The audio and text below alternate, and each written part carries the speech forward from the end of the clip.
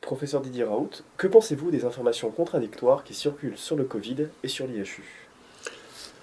Écoutez, pour mettre les choses en perspective, si vous voulez, nous, on a créé notre chaîne qui s'appelle On a le droit d'être intelligent, parce qu'on pensait que ce qui circulait dans l'information générale était ni toujours exact, ni toujours intelligente. Et que donc, on a décidé de faire notre chaîne pour ceux qui ont envie d'avoir des informations à la source, faites par des gens qui sont des vrais scientifiques, et pas par des gens qui sont excités par le buzz, ou par le scoop, ou par...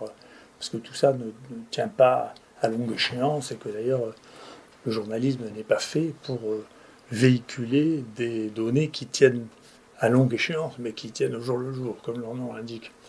Et donc, si je vous donne quelques exemples de choses qui justifient le fait qu'on ait ce type d'information, d'abord, je veux dire à tout le monde, je n'ai pas de Facebook, donc tous les Facebook qui ont mon nom sont tous faux par définition.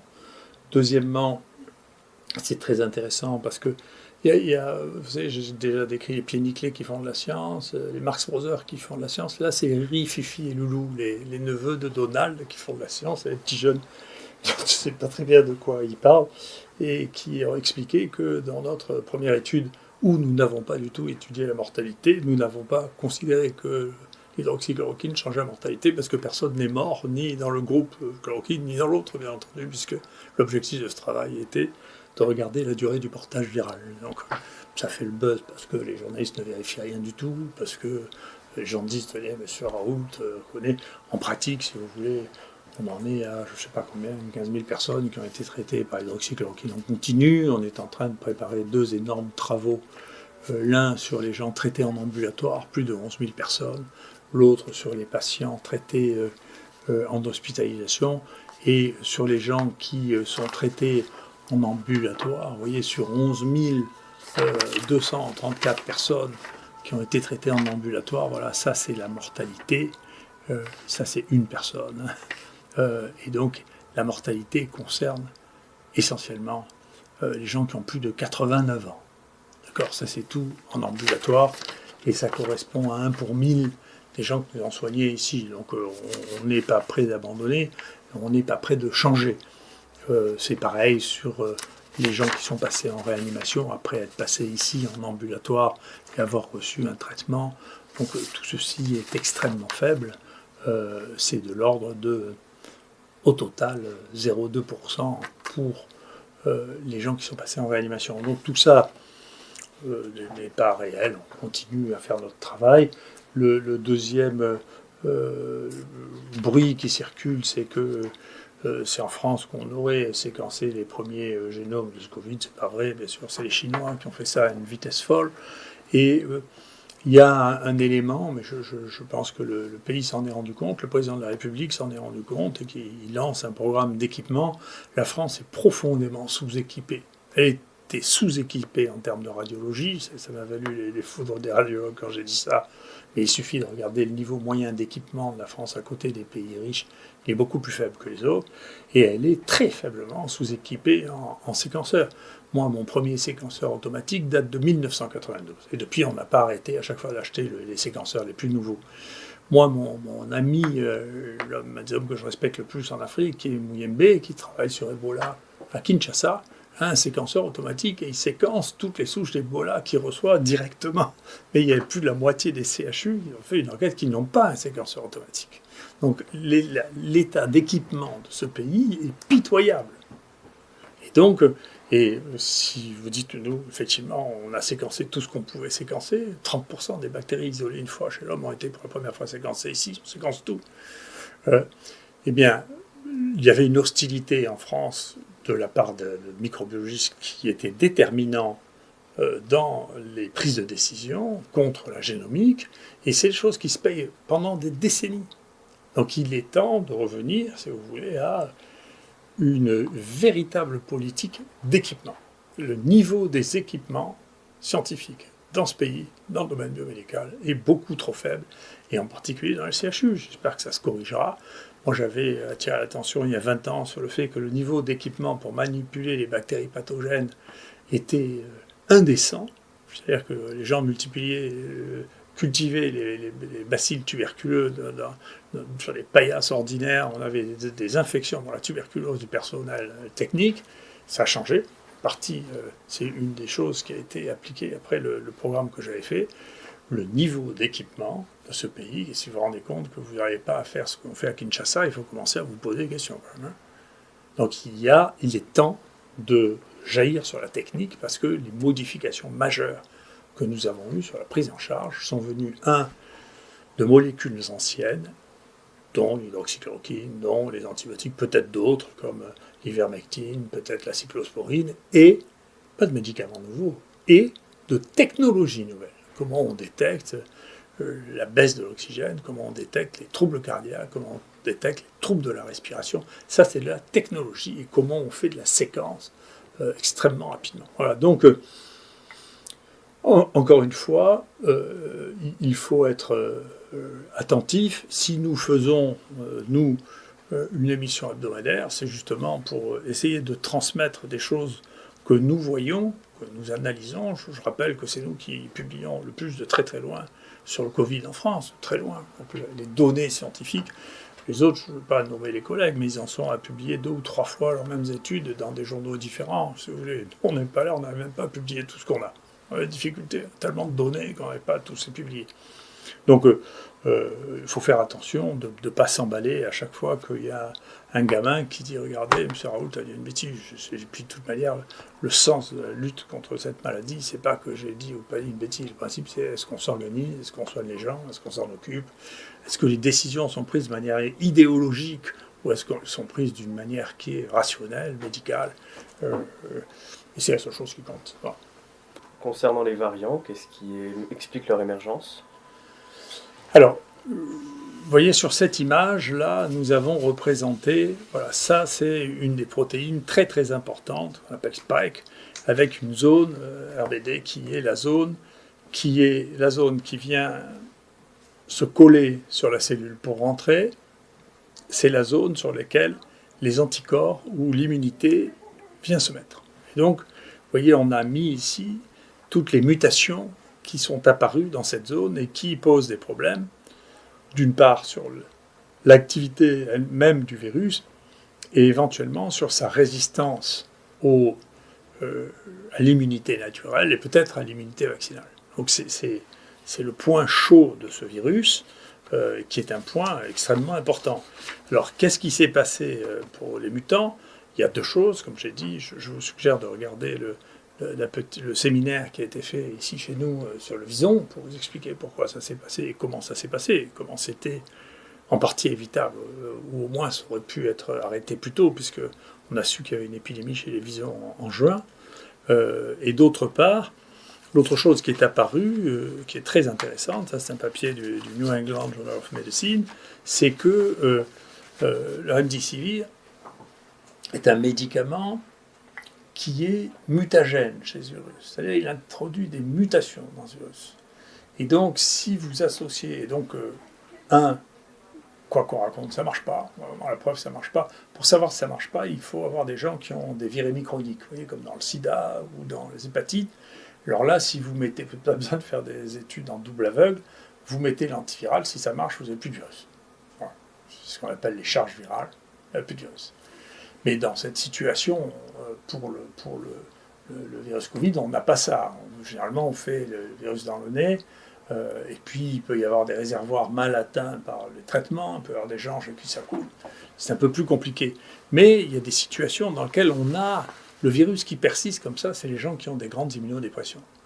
Et ces gens qui ont des immunodépressions, ils n'ont pas les anticorps, ils n'ont pas l'immunité pour empêcher ça. Et donc, il y a des gens qui ont essayé de les traiter. Et ils ont essayé de les traiter avec soit des anticorps extérieurs, dont le résultat laisse rêveur. Je sais que c'est les Français qui ont fait ça, mais je suis très étonné qu'ils n'aient pas analysé, fait la séquence, mais il semble que personne ne voulait faire de séquence des gens qui étaient encore porteurs en fin de traitement, pour voir s'ils avaient muté. Parce que mettez des anticorps juste contre la spike, et que les gens ont encore le virus, peut-être c'est parce qu'ils ont fait des mutations dans le spike. Vous avez sélectionné les mutations. Et avec le remdesivir, c'est très bien, parce que c'est celui qui a été publié ici, il a reçu 4 fois un traitement par le remdesivir qui n'a rien fait à son virus. Donc vous pouvez dire que ça ne marche pas. Bon. Là, on a un modèle de virémie chronique chez l'homme. Vous pouvez vous raconter tout ce que vous voulez sur tout le reste, mais chez l'homme, vous avez même de virémie chronique, vous lui donnez 4 fois, 4 traitements par le remdesivir, ça ne marche pas. Mais ce qui marche, c'est qu'avec le traitement par le remdesivir, alors, vous arrivez, ça c'est les traitements, vous arrivez à générer des mutations dans cette zone de spike, et donc vous arrivez probablement à sélectionner des mutants qui sont résistants maintenant à l'immunité. Et pour peu que vous ayez associé des anticorps spécifiques et quelque chose qui accélère la mutation du virus, vous avez fait apprenti sorcier, vous avez créé un virus qui enfin est résistant aux anticorps et qui va pouvoir se diffuser. Des gens suspectent ce qui s'est passé avec le mutant anglais. D'accord ? Et donc il faut faire très attention. Cela aurait dû faire partie des critères de pharmacosurveillance, vous voyez, plutôt que de se rendre fou avec l'hydroxychloroquine, qui est prescrite depuis 70 ans sans problème, de dire vous avez plus d'ennuis avec un produit que vous ne connaissez pas qu'avec un produit que vous connaissez et qui a été distribué à 2 milliards de personnes. Le jour où on rentrera ça dans la tête des gens, on aura fait un progrès considérable. Donc, il y a plus d'inconnus, c'est pour ça qu'on a besoin d'un truc intelligent. On a plus d'inconnus avec quelque chose qu'on ne connaît pas, qu'avec quelque chose qu'on connaît. Ça paraît évident, mais ce n'est pas ce qui a été fait. Ça, il fallait le faire, comme il faut faire ça quand on donne du plasma de convalescent, il faut regarder ce qui se passe et si ça n'induit pas des mutations chez les gens qui ont obtenu ça en créant des monstres dont on ne sait pas ce qu'ils viendront ultérieurement. Donc ça, c'est des éléments qui sont extrêmement importants et dont je crois qu'il faudra se préoccuper à l'avenir. Et un des éléments, c'est effectivement de se mettre à évaluer systématiquement. On commençait par faire 10 génomes par semaine au moins pour pouvoir regarder ce qui se passait s'il apparaissait des mutants nouveaux. C'est comme ça qu'on a décrit les mutants dont tout le monde au début nous disait que ce n'était pas des mutants parce que les gens ne savent pas, ne font pas les génomes et ils ne savent pas les regarder. Donc c'est un problème.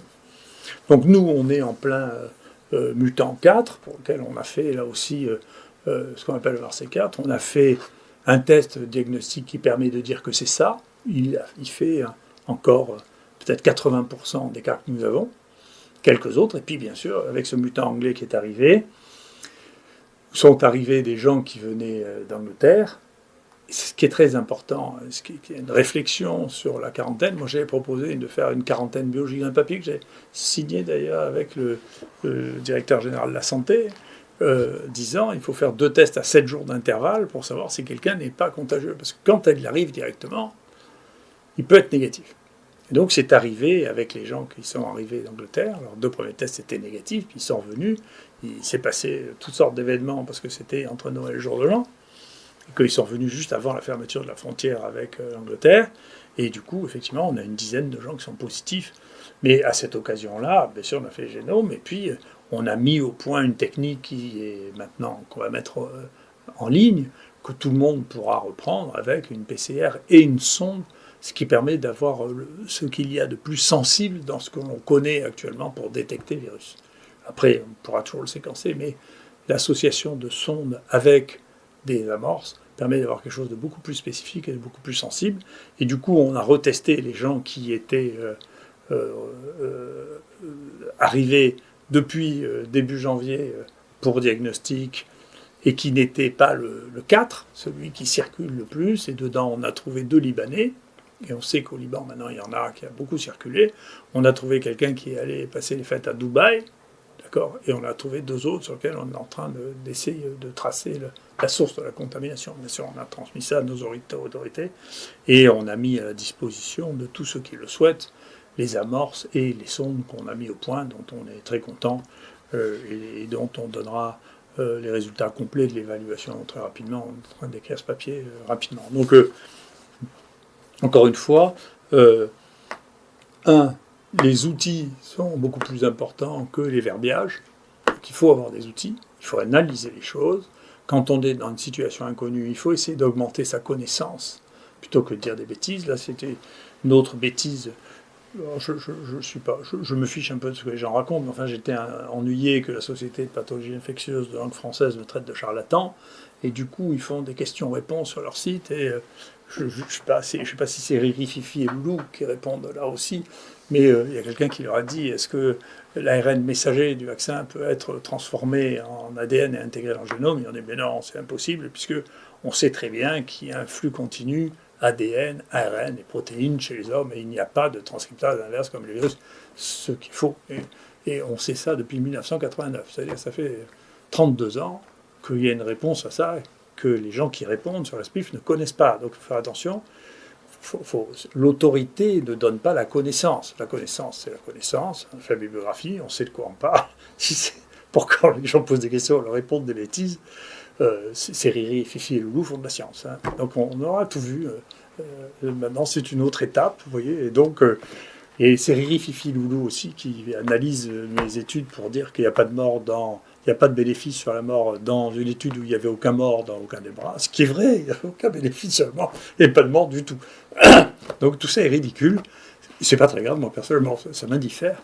Mais ça montre toute la nécessité qu'il y a à avoir une communication avec des choses qui sont réelles, basées sur le fait que ici on a pris en charge entre 13 000 et 14 000 personnes qu'on a soignées. On a fait 300 000 tests, on a fait des milliers de génomes, on a fait plus de 2500 génomes actuellement, au moment où personne ne pensait que c'était nécessaire. Hein. Donc globalement, on a des données, et nous, ce que l'on fait, c'est constater les données, c'est diffuser les réponses aux données, arrêter de faire croire que j'ai prédit des choses ou que j'ai dit qu'il se passerait ceci ou cela, parce que c'est pas mature. Je commence généralement, quand on me pose une question, par dire je ne sais pas, et après pour dire parmi les hypothèses, ou l'hypothèse qui me paraît la plus vraisemblable, c'est celle-là.